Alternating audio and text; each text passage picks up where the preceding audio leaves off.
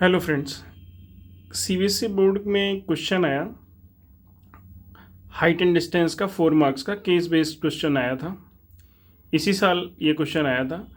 इसमें देखिए ये क्वेश्चन आया था कि एक लाइट हाउस है, stand tall on a cliff by a sea, watch by over ships that pass by.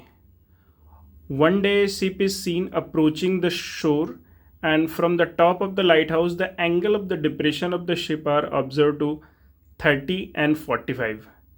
As if ship moves from point P to point Q, the height of lighthouse is 50 meters.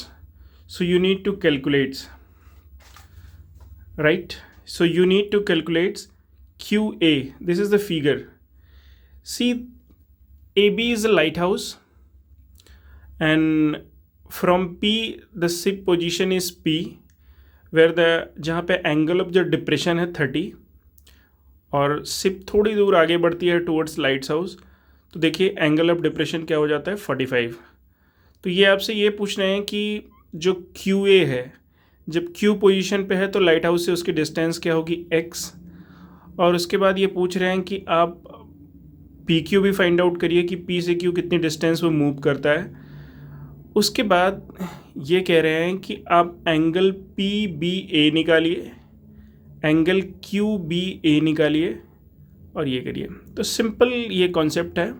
Question को आप लोग अच्छे से थोड़ा सा देख लीजिए। अब हम क्वेश्चन करते हैं, ठीक है। अब देखिए यहाँ पे पहले वो आपसे क्यू ए पूछा है, तो आप देखिए यहाँ पे जो ट्रायंगल क्यू बी ए है, एक राइट एंगल ट्रायंगल है, एंगल ए 90 है, और एक्स बी क्यू 45 है, चूंकि एंगल ऑफ डिप्रेशन है। X B line P A line को इंटरसेक्ट कर रही है बी क्यू लाइन, तो जो बी क्यू ए है वो भी हमारा 45 डिग्री हो जाएगा, 45 डिग्री हो जाएगा अल्टरनेट एंगल की वजह से। फिर आप देखिए राइट एंगल ट्रायंगल में tan 45 हम लगा देंगे। tan 45 क्या हो जाएगा, A B upon A Q. तो ए बी क्या है 50 मीटर्स है और ए क्यू एक्स है। tan 45 की वैल्यू 1 होती है, तो हमारा क्यू ए कितना आ जाएगा 1 मीटर। कि शिप की पोजीशन जब क्यू थी तो लाइट हाउस से उसकी डिस्टेंस क्या हो जाएगी 50 मीटर्स। अब देखिए एंगल पी बी ए, एंगल पी बी ए, आप देखिए पी बी ए के बारे में वो बोल रहे हैं।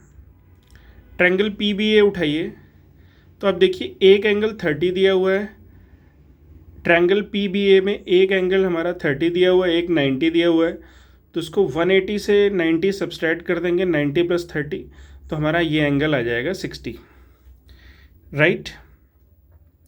अब आप यहाँ से देखिए अगला सवाल। अगले सवाल में उन्होंने बोला है कि क्यू बी ए निकालिए। बहुत आसान है। क्लास 9th में हमने थ्योरम पढ़ी थी कि अगर आपका किसी ट्रायंगल है उसमें दो एंगल सेम है तो उनके सामने की साइड्स भी सेम होंगी। एक 45 है, ठीक है, एक 45 है, ए बी 50 मीटर है, क्यू ए भी हमने 50 मीटर कैलकुलेट कर लिया, तो इनके सामने का जो एंगल है वो भी इसके सामने के एंगल के बराबर हो जाएगा। क्यू ए के सामने का एंगल क्या है क्यू बी ए कितना आ जाएगा 45, चूँकि 50 के सामने का एंगल 45 है तो इस 50 के सामने का एंगल भी 45 हो जाएगा। अब देखिए, अब आपसे पूछा है कि सिर्फ पी से क्यू के बीच की डिस्टेंस जो ट्रैवल कर रही है, पी से क्यू के बीच की डिस्टेंस वो कितनी होगी डी।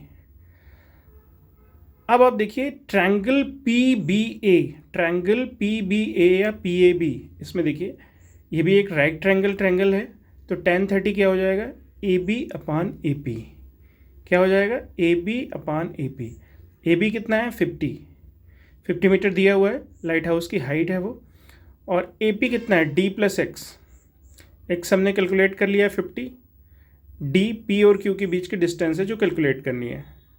tan 30 की वैल्यू क्या होती है 1/√3, तो 50 upon D plus 50 is equal to 1/√3, तो डी की वैल्यू क्या आ जाएगी 50√3 - 1 metre, that is P Q के बीच की डिस्टेंस जो है वो 50√3 - 1 मीटर है। So this is all about this question, very easy question. और ये आपसे बोर्ड में पूछा गया था ये क्वेश्चन, और आप इसको देख सकते हैं कि बहुत आसान सा 4 मार्क्स का क्वेश्चन था। अगर आपको ये क्वेश्चन में कोई भी क्वेरी हो तो आप कमेंट करके ज़रूर हमसे पूछ सकते हैं। चैनल को सब्सक्राइब जरूर करिए, क्योंकि ऐसे बहुत सारे वीडियोस हम लेके आने वाले हैं जो आपके बोर्ड में 100/100 का टारगेट्स अचीव कराने में सपोर्ट करेंगे। लाइक ज़रूर करना अगर आपको ये वीडियो अच्छा लगा हो तो, क्योंकि हम नॉलेज से फुलफिल वीडियो आपको शेयर करेंगे बोर्ड के। और thank you so much, have a good day. Channel को सब्सक्राइब ज़रूर करना, क्योंकि ऐसे वीडियोस हम आपको ज़रूर लेके आएंगे।